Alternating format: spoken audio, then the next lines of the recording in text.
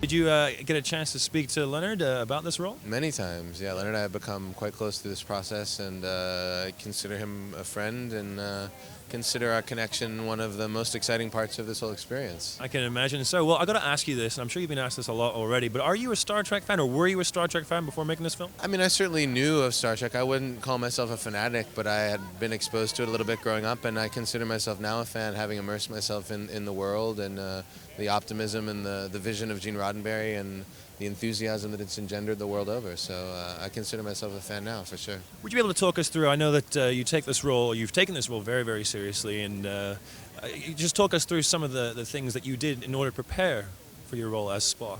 Well, I had the great advantage of direct access to the man who originated the role, and I certainly drew upon that, and did a lot of reading, did a lot of work, did a lot of research. Yeah, so it was a personal process for me. It wasn't really about trying to imitate anything.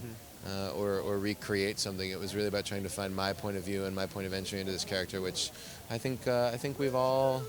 Carl, don't do that. She made me do it. Claire, You got to do the pinch. I'm going to do the pinch and I'm going to siler her. Anyway, so I had a lot of great experiences learning about the history of this character and of Star Trek in general, and now I feel like I'm a part of it. It's cool, yeah. So I was speaking to JJ earlier on. He wouldn't really let too much slide about a possible sequel, but can you spill the beans on any possible sequel in the future? I will show up where they tell me to be. That's all I know. One last thing, man. Are you able to do that? I can't do this to save my life, man, unless I sellotape my fingers. You just did it. You just did it. Well, I can't go that way, though. It's good. I can do it, but I refrain from doing it on command because, if I do it for one, I have to do it for all. So if there's a sequel, I'll do it then. All right, appreciate it, Zach. Thanks a lot. Enjoy the film.